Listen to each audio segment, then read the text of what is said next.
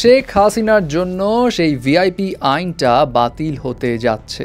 এখন কোন ভিআইপি আইন সেই বিষয়ে বলি, এবং এই আইনটা কিন্তু বেশ শকিংও বটে। 2009 সালে আওয়ামী লীগ সরকার গঠনের পর শেখ মুজিবুর রহমানের পরিবারের সদস্যদের নিরাপত্তা আইন 2009 প্রণয়ন করে এমন একটা আইন বের করা হয় যেখানে উল্লেখ করা হয় যে শেখ মুজিবুর রহমানের জীবিত দুই কন্যা মানে শেখ হাসিনা ও শেখ রেহানা এবং তাদের সন্তানদের আজীবন বিশেষ নিরাপত্তা নিশ্চিত করতে হবে।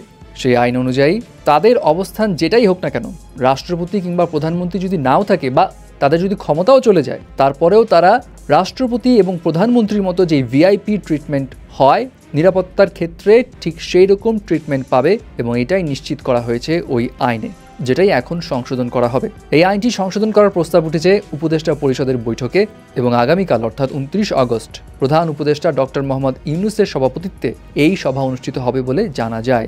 এবং যদি এই প্রস্তাবটা অনুমোদন পায় তাহলে শেখ হাসিনা, তার বোন শেখ রেহানা এবং তাদের সন্তান এবং সন্তানদের স্বামী স্ত্রী ও নাতি নাতনিদের নিরাপত্তার জন্য যে স্পেশাল সিকিউরিটি ফোর্স নিরাপত্তার সুবিধা রয়েছে সেটা আর থাকবে না। এখন এই আইনের ডিটেলসটা একটু বলি। এই আইনের অধীনে একজন ভেরি ভেরি ইম্পর্টেন্ট পার্সন বা ভিআইপির জন্য যেই রকম স্পেশাল সিকিউরিটি ফোর্স বা এসএসএফ থাকবে, সেই রকম সিকিউরিটি ফোর্স শেখ হাসিনা, শেখ রেহানা তাদের জন্য এবং তাদের সন্তান ও নাতি নাতির জন্যও থাকবে। তাছাড়া তাদেরকে আজীবন এই ধরনের নিরাপত্তার নিশ্চয়তা করার সঙ্গে সঙ্গে একদম স্পেশাল আবাসনের ব্যবস্থাও করতে হবে যেখানে সিকিউরিটি থাকবে টাইট। এবং এইসব সিকিউরিটি নিশ্চয়তা করার জন্য আরও যে রকম সুযোগ সুবিধা দেওয়া হয় সরকারদেরকে, সেই রকম সুযোগ সুবিধাও তাদেরকে দিতে হবে।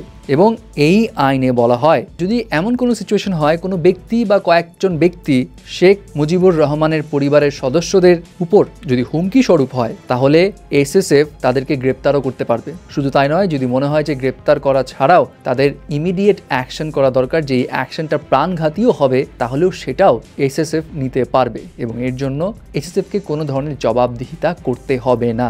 বুঝতে পেরেছেন তো কতটা বিপজ্জনক এই আইনটা ছিল।